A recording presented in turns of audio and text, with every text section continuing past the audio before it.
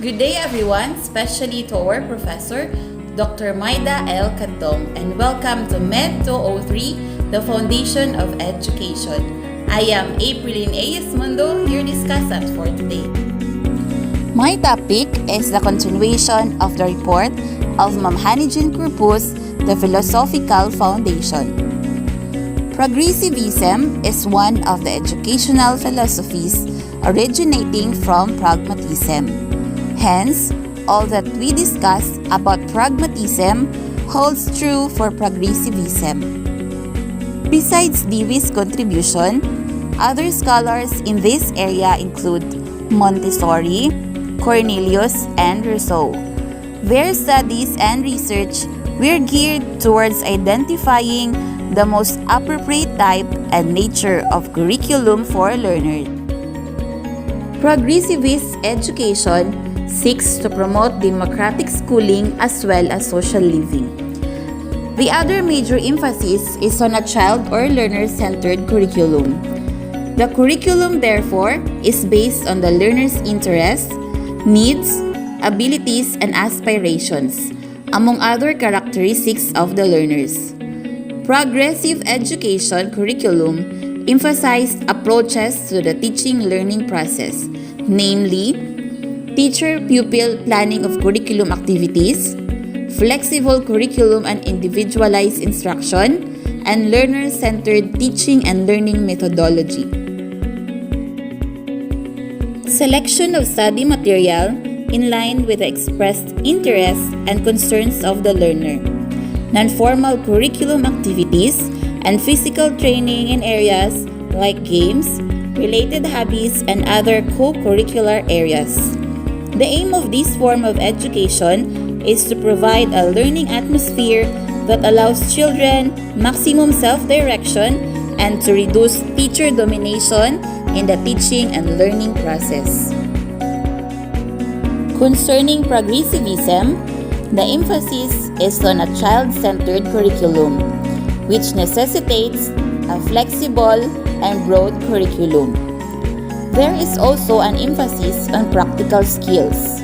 In general, it is possible to identify elements of past education in the present-day curricula in many education systems within the United States and the rest of the world, depending on the past history.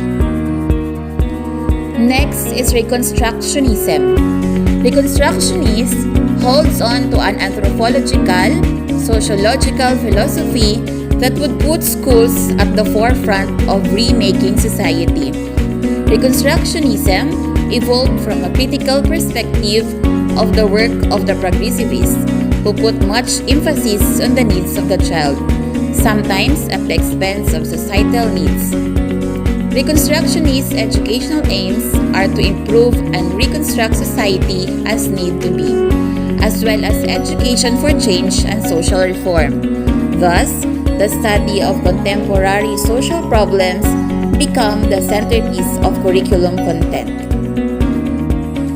The critical social problems might be national or global, including such issues as oppression, poverty, hunger, racial or ethnic strife, war, and health issues such as HIV and AIDS. The Reconstructionists believe that resources are available to solve these problems, and the education profession could be the catalyst to prepare and organize future generations to make this possible. They, however, try to avoid indoctrinating children. Rather, they seek to lead them in rational discussion and critical analysis of issues. Reconstructionists use multiple teaching materials, and they consider the inclusion of subject matter that would be useful to serve the central cause of the issue of concern.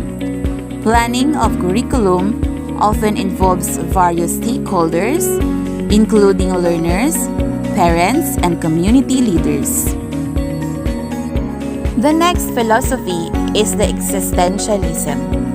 According to Akinpelo, 1981, Existentialism is defined as the philosophy of existence. Sartre, 1957, also states that man is nothing else but what he makes of himself. A person is therefore free to choose the type of life to live and is in control of his or her destiny. An individual is thus free to make choices and be responsible for them. Reality, therefore, is subjective. Values, emphasized, are those that the individual chooses freely according to his or her perception. Implications of existentialism on education and curriculum. The main implication is an emphasis on knowledge and abilities for personal choice. Hence, the need to acquire knowledge and principles of the human condition and acts of choice making. Curriculum should have a broad range of subject matter from which learners can choose, that is, electives, and an inclusion of subjects that involve human emotions, aesthetics, and also philosophical subjects.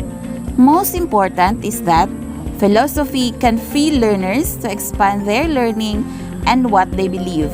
Thus, there should be no standard guides for teachers to follow, given that all learners are unique. Thank you for listening. Have a good day. Stay safe and God bless.